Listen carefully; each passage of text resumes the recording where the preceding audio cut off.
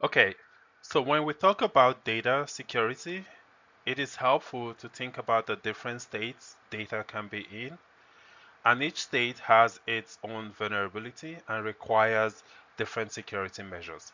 My name is Desmond, and I'll be discussing in this presentation the difference in data at rest, data in use, and data in transit.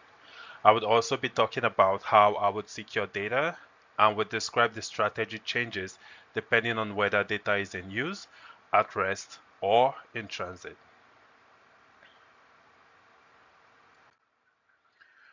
Defining data at rest, I would say it refers to data that is stored physically on some medium, such as hard drive, USB drives, SSDs, and backup tape.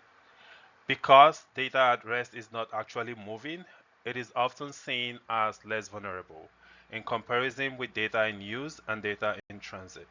However, data at rest is still vulnerable to unauthorized access, theft, and also corruption.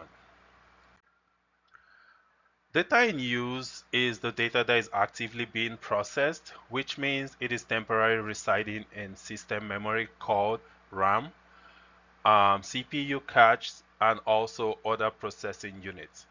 In comparison to data at rest and data in transit, this state of data is particularly vulnerable because the data is decrypted and accessible to the system for processing, making it a target for attacks and also unauthorized access.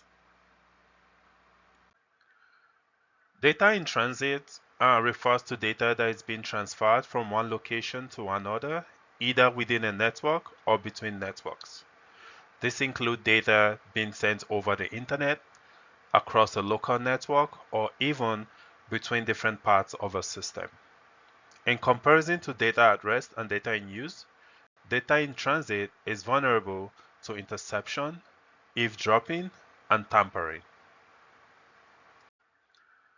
To secure data at rest, I would use encryption, access control, and physical security because they are very crucial when protecting data at rest.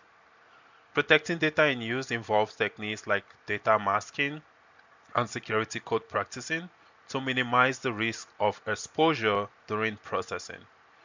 Encryption protocol like HTTPS, VPNs, and security file transfer are essentials for protecting data in transit.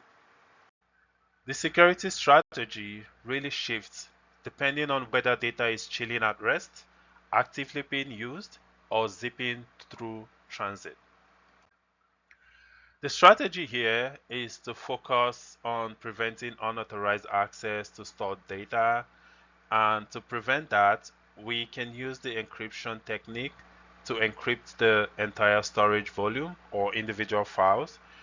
We can also use access control to implement strict access to data and limiting who can access the data.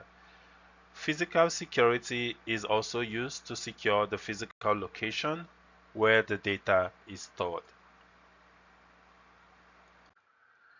For data in use, the strategic goal is to protect data while it's being processed, which is a tricky state because it needs to be accessible to the system.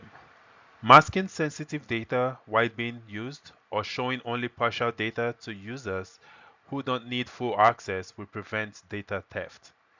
Developing security codes with security in mind would minimize vulnerability. Employing memory protection techniques is necessary to protect memory from being accessed by unauthorized users. For data in transit, the strategy here is to ensure that data can't be intercepted or tampered with as it moves between locations.